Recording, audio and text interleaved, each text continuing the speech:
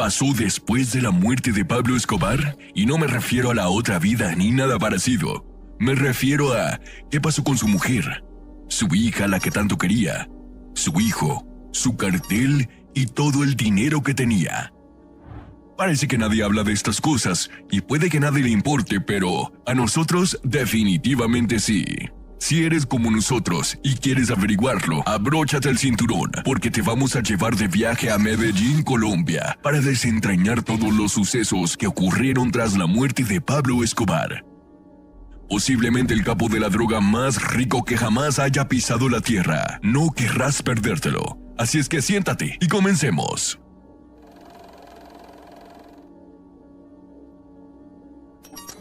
Era el 2 de diciembre de 1993 y todo el ejército colombiano buscaba a Pablo Escobar. No, eso es incorrecto. Medio Colombia estaba en su busca. Hablo de carteles rivales, de una fuerza especial de mercenarios llamado Los Pepes, e incluso su propia familia. Todos estaban buceando los rincones más profundos y sucios de Medellín, buscando a Pablo Escobar. Vale, pausa. Probablemente te estés preguntando, ¿qué demonios acabo de decir, verdad?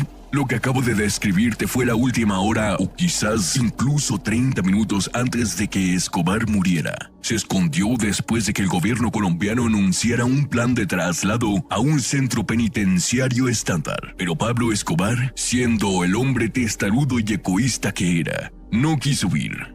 En este momento, el gobierno colombiano y un grupo de paramilitares que no tenía miedo de cruzar las líneas de la mortalidad y legalidad como lo había hecho Pablo, iniciaron una persecución nacional. Ahora, volvamos a mi historia. Pablo, por primera vez en su vida, celebraba su cumpleaños fuera de la tradición habitual de festejarlo con su familia. Necesitaba tanto hablar con su familia que decidió arriesgarlo todo y hacer una llamada a su hijo. El gobierno colombiano pudo interceptar la llamada y localizarla en la torre telefónica móvil cercana de su ubicación. Inmediatamente cerraron su escondite, enviaron un convoy de militares armados con una instrucción: dispararle a Escobar en cuanto esté en vista. Pablo Escobar sabía que probablemente había cometido el mayor error de su vida. Intentó escapar por el tejado de su escondite, pero ya era demasiado tarde. Todo el edificio estaba rodeado de soldados. Así fue como Pablo Escobar fue encontrado y finalmente asesinado en una azotea como rata, con su guardaespaldas de mayor fuerza, el Limón.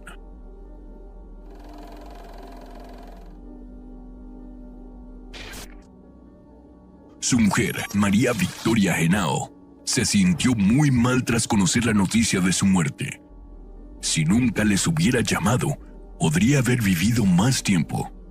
Con su muerte, dejó atrás el cartel de Medellín, su riqueza, propiedades y algunos artefactos muy caros. Pero lo más prestigioso que dejó fue su familia. Tras su muerte, los miembros del cartel Medellín se dirigieron a su esposa para que se erigiera en cabeza del cartel. Y es más, mientras Pablo vivía, ambos dirigían el cartel juntos, lo que la colocaba en la posición perfecta para seguir dirigiendo sus asuntos. Pero María no estaba hecha para todo eso. De hecho, no quería tener absolutamente nada que ver con el cartel ni con la cocaína. Cogió a sus dos hijos, Manuela y Juan Pablo, y voló al otro lado del mundo para pedir asilo en un país africano, Mozambique. Pero el gobierno mozambiqueño le negó la entrada a su país, al igual que los brasileños y los alemanes. Nadie, absolutamente nadie quería tener nada que ver con la familia Escobar. Gracias a algunos contactos, finalmente pudo entrar a Argentina como turista. Cuando María y los niños entraron a Argentina, nadie los conocía, lo cual era bueno. Pero lo malo es que su nombre estaba en todas las noticias como miembro del cartel de Medellín y, sobre todo, como esposa de Pablo Escobar. Dado que Escobar había matado a miles de personas, no hace falta ser adivino para saber que alguien, cualquiera, estaría dispuesto a vengarse con el mismo mal de su familia. María lo sabía, y sabía que tenía que tomar una decisión difícil. Decidió cambiarse el nombre. Cambió su nombre de María Victoria Henao a María Isabel Santos Caballero. Esto le permitió a ella y a su familia vivir en paz durante los 2 años siguientes, hasta que el gobierno argentino la encontró en 1999. Finalmente, María y su hijo Juan Pablo fueron detenidos en el año 2000, acusados de lavado de dinero. Tienes que sentir el dolor de esta mujer tras sufrir la infidelidad y los actos narcisistas de Pablo durante 17 años. Fue ella quien cargó con su cruz incluso después de su muerte. Fue encarcelada por el gobierno argentino durante un par de meses, pero después de que no pudieran relacionarla con el narcotráfico, ni a ella ni a su hijo, María y Juan fueron puestos en libertad. María siguió viviendo con su familia escondida en Argentina de las 2 décadas siguientes antes de publicar su libro, La Señora Escobar, Mi vida con Pablo. Por otro lado, el hijo de Pablo no pudo vivir una vida tranquila. Cambió su nombre de Juan a Sebastián y publicó un libro detallando el lado suave y bondadoso de Pablo Escobar. Pero eso no impidió que la gente fuera tras él. La mayoría de los colombianos pensaban que iba a realizar una secuela de película de acción, vengando la muerte de su padre. Pero a Sebastián ni siquiera le gustaban las cosas diabólicas que hacía su padre. Llegó incluso a condenar la serie de Netflix sobre Escobar, Narcos, diciendo que la serie glorificaba a su padre en lugar de condenar el mal que hizo.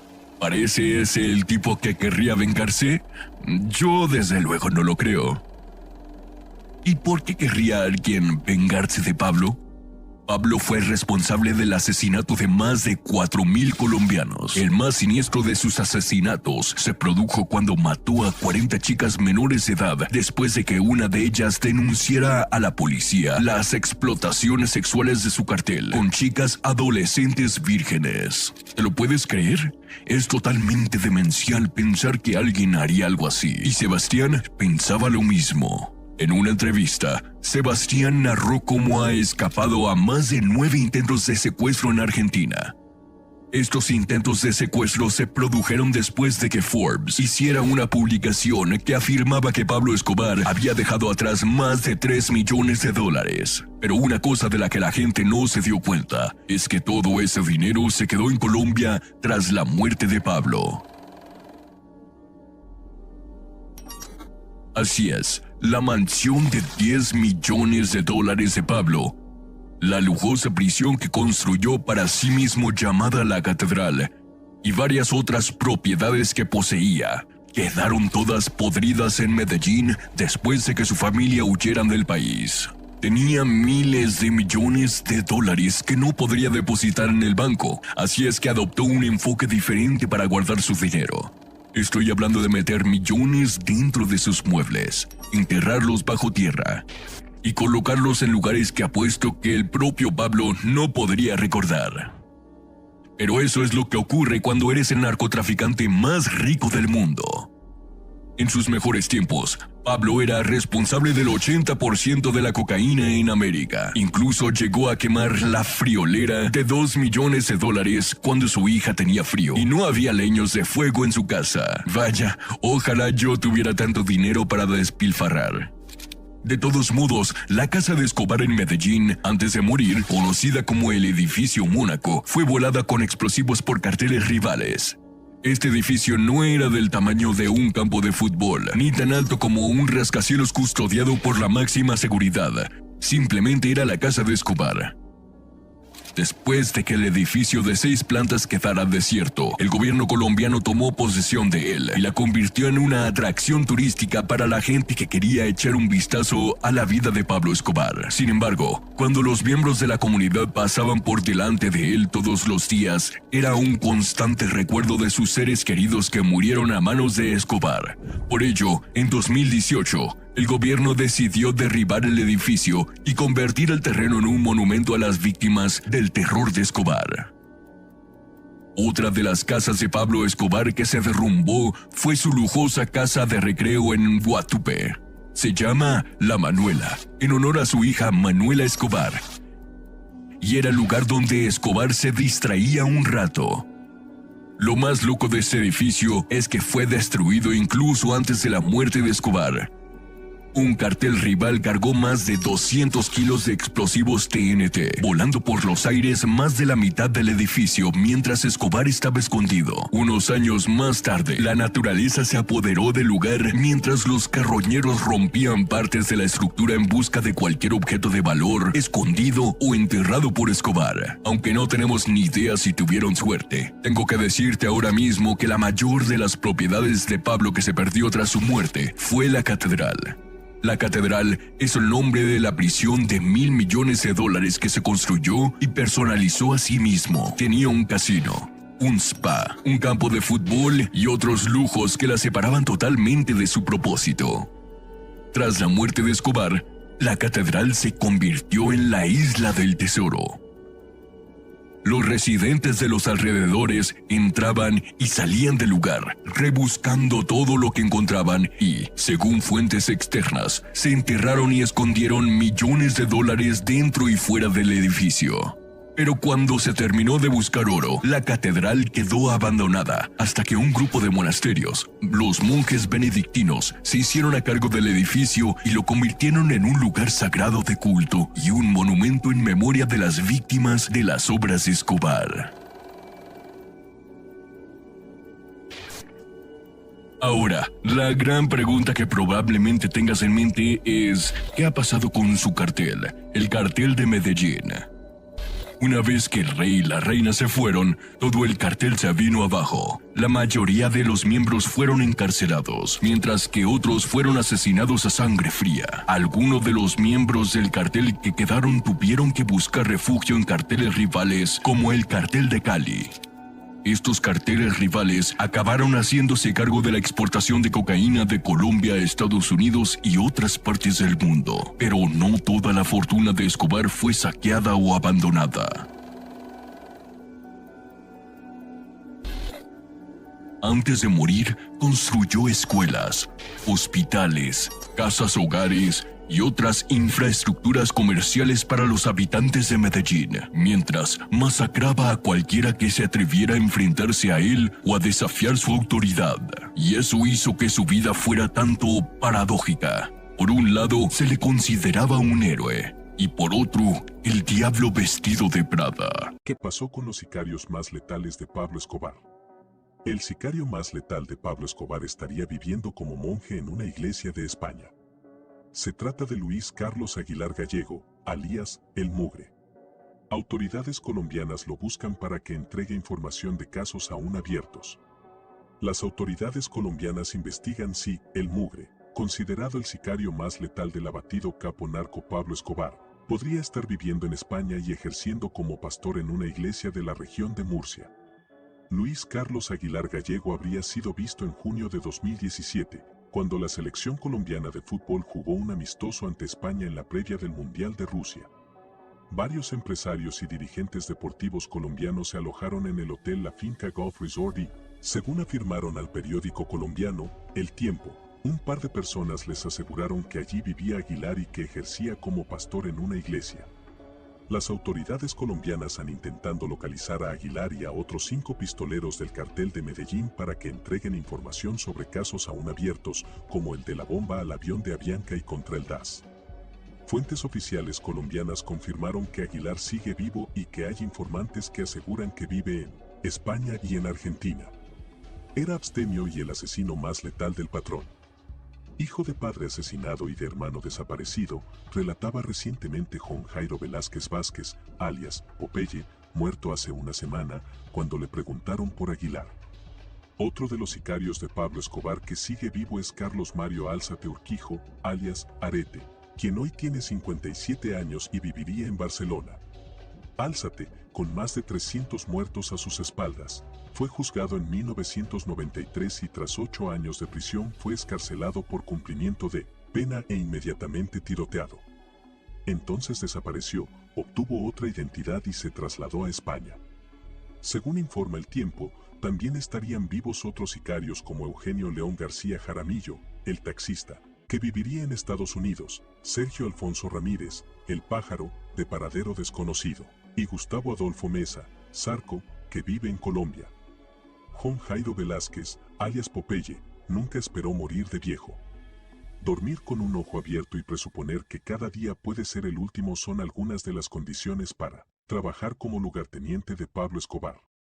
La carta de presentación de Popeye estremece.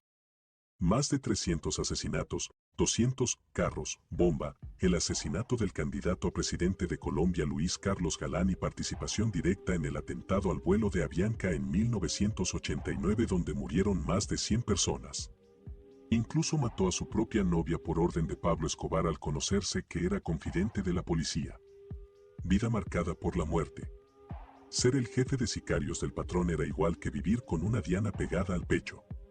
La policía y el FBI iban tras sus pasos, los cárteles rivales también ansiaban verlo bajo tierra, e incluso sus propios hombres podían traicionarlo en el momento menos pensado por un puñado de pesos colombianos.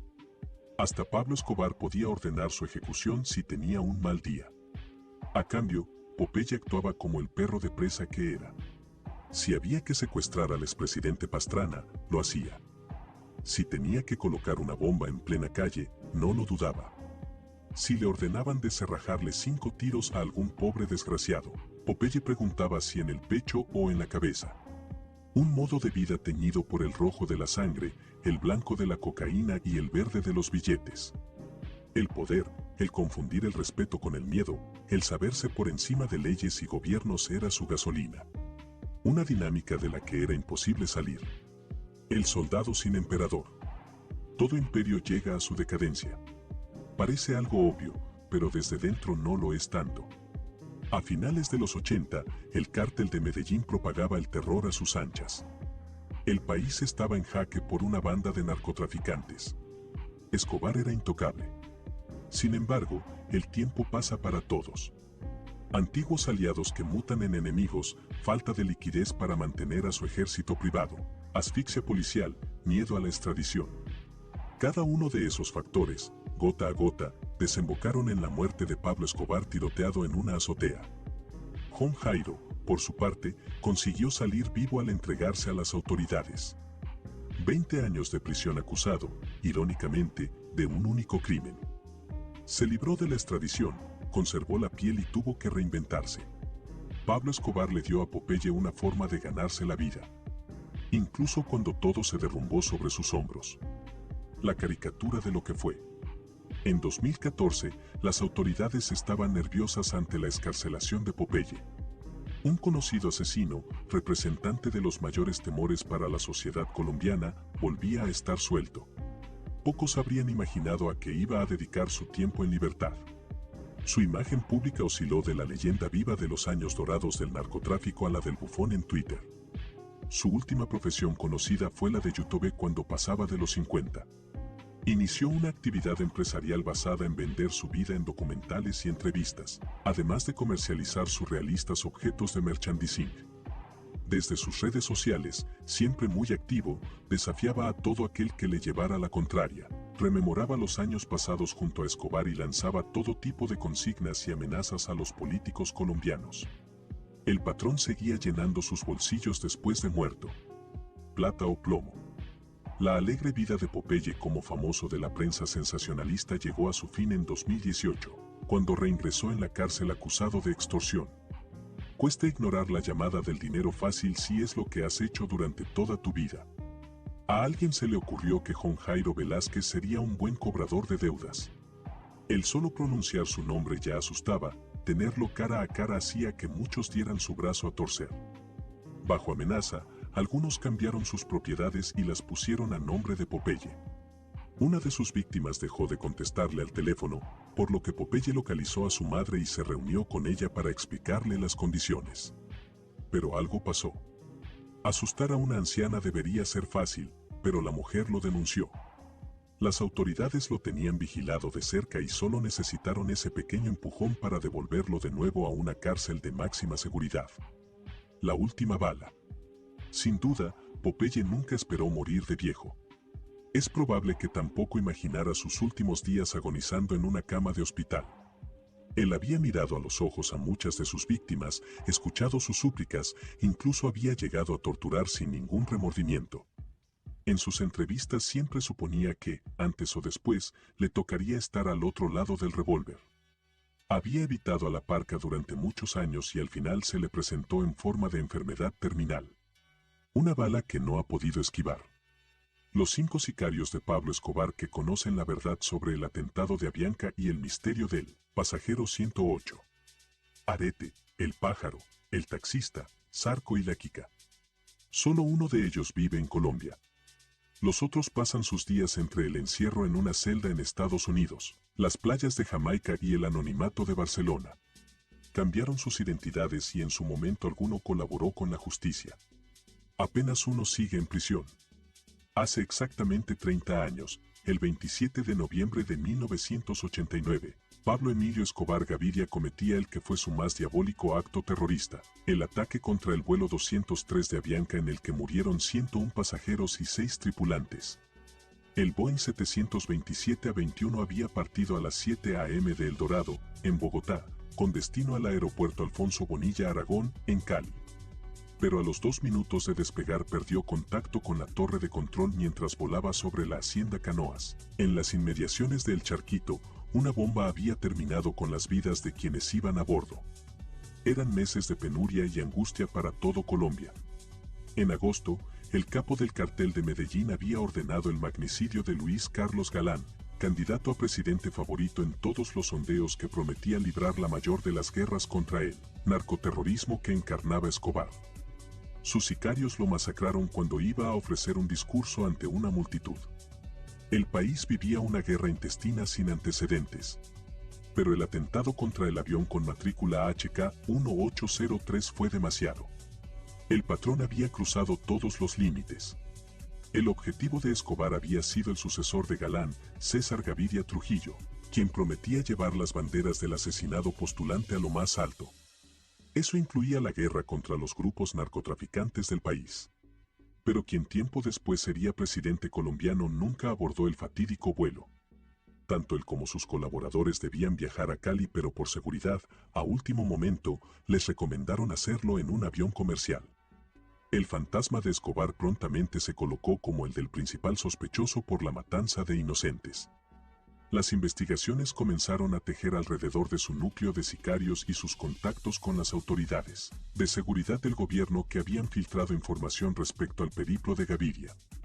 El nexo habría sido Carlos Castaño Gil, paramilitar de las Autodefensas Unidas de Colombia, autor de varios actos sanguinarios con centenares de muertos. Al parecer, Castaño poseía varios nexos dentro del Departamento Administrativo de Seguridad, DAS, el Centro de Inteligencia colombiano. Pero muchos eslabones quedaron sin resolver, incluso ese. 30 años después, familiares de las víctimas del vuelo de Avianca buscan conocer más detalles sobre lo ocurrido aquella mañana trágica. Acercarse aún más a la verdad, aunque eso no les quite el dolor que todavía sienten. Las pruebas y testimonios del caso están reunidos en la Fiscalía 8 de Medellín, a la unidad especializada contra las violaciones de los derechos humanos. Entre esos eslabones se hallan 4 sicarios de Escobar que aún viven y que tienen en su poder archivos e información sensible sobre el atentado.